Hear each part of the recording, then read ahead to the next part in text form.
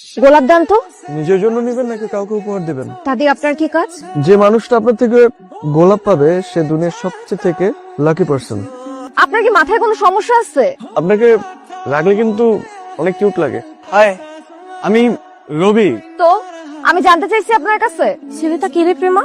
সেদিন একটা ফুলের দোকানে দেখছি ফুল বেচতেছিল। ফুলের দোকানদার? হাই। ডিসকাস্ট। ভাই আপনার মন কই? কি হয়েছে? ইদানিং দেখি আপনি ঠিকঠাক মতো দোকানে আসেন না, ফুলগুলো সব নষ্ট হয়ে যাচ্ছে, বিক্রি হয় না। তুই সামলা। কাজে মন দেন। আমরা কি সারা জীবনে ফুটপাত দোকানদারি করবো? কেন রাখছেন আমাকে? আমার আপনার সাথে কিছু কথা ছিল।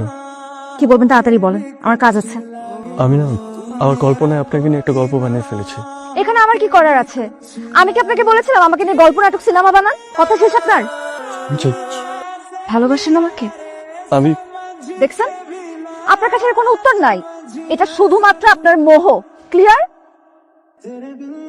তোর কি ওই ছেলেটার কথা মনে আছে? কোন ছেলেটা? ফুলের দোকানদার। দেখেছিস ওকে? না তো, দেখিনি তো। রবির কোনো খোঁজকে আমাকে দিতে পারেন? না তো আপা, ফোন বন্ধ, বাসায় গিয়েও পাই না, পুরা লাপাত্তা। সব হারিয়ে ফেললাম।